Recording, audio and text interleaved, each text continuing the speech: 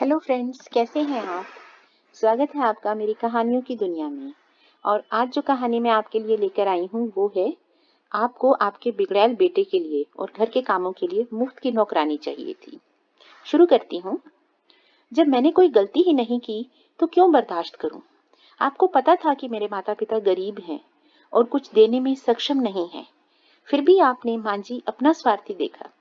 मेरे माता पिता ने आपको इस बात से अवगत भी कराया था कि आप लोगों में और हमारे में बहुत बड़ा अंतर है। फिर भी आपको मेरे अलावा कोई और नजर नहीं आया। क्यों? क्योंकि आपको आपके बिगड़ेल बेटे के लिए और घर के कामों के लिए मुफ्त की नौकरानी चाहिए थी।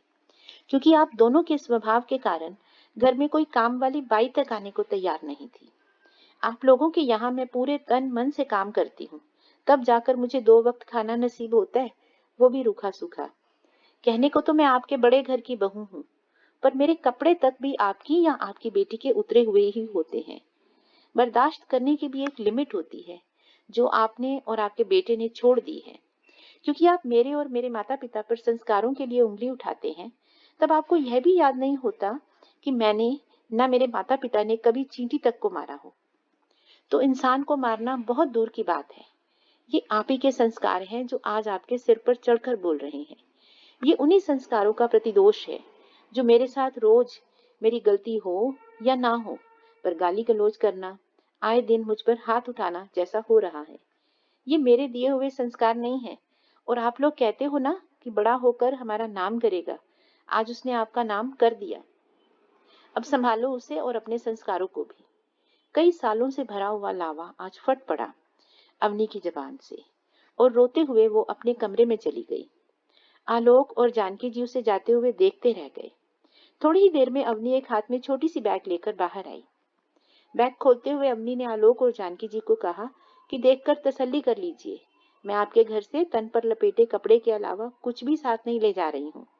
सिर्फ मेरे मायके की ये साड़ी और मेरे सर्टिफिकेट लेकर जा रही हूँ अपनी बेटी के साथ। मैं नहीं चाहती कि मेरे जाने के बाद मेरी बेटी की दशा भी आप लोग मेरी तरह करें, इसलिए मैं उसे भी अपने साथ ले जा रही हूँ। वैसे भी उसको मैंने ही संस्कार दिए हुए हैं, इसलिए वो भी कुछ भी कहे बिना चुपचाप सहती रहेगी, और मैं नहीं चाहती कि ऐसा हो। और भूलकर भी मेरे उठे हुए कदमों को रोकने की कोशिश मत करना, क्योंकि आज एक औरत का जमीर जाग गया है जो बीच में आती रुकावटों को कुचल कर रख देगा। अवनी ने आज बरसों बाद अपने और अपनी बेटी के लिए कदम उठाया। आलोक और जानकी जी सर पर हाथ रखे चुपचाप अवनी को जाते हुए देख रहे हैं। धन्यवाद दोस्तों। कई बार हमने ये देखा है कि परिवार में बहू को सिर्फ काम करने वाली नौकरानी समझ लिया जाता है। उसकी इच्छाओं का, उसके स्वास्थ्य का, उसके खाने पीने का कोई ध्यान नहीं रखता। और जब ये बात एक सीमा से दूर हो जाती है, एक सीमा क्रॉस कर देती है, तो फिर उस बहू को, उस औरत को अपने अधिकारों के लिए आवाज उठानी ही पड़ती है, जैसा कि इस कहानी में हुआ।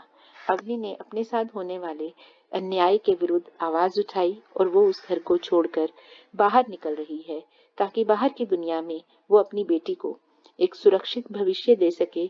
और काम तो वो यहाँ भी कर रही है, काम वो बाहर भी कर लेगी, तो वो काम करके सम्मान के साथ अपना जीवन बिताएगी। दोस्तों, इस कहानी के बारे में आपके क्या विचार हैं, मुझे कमेंट करके ज़रूर बताइएगा। और मेरे वीडियो को लाइक करिए, शेयर करिए, मेरे चैनल को सब्सक्राइब करिए। Thank you.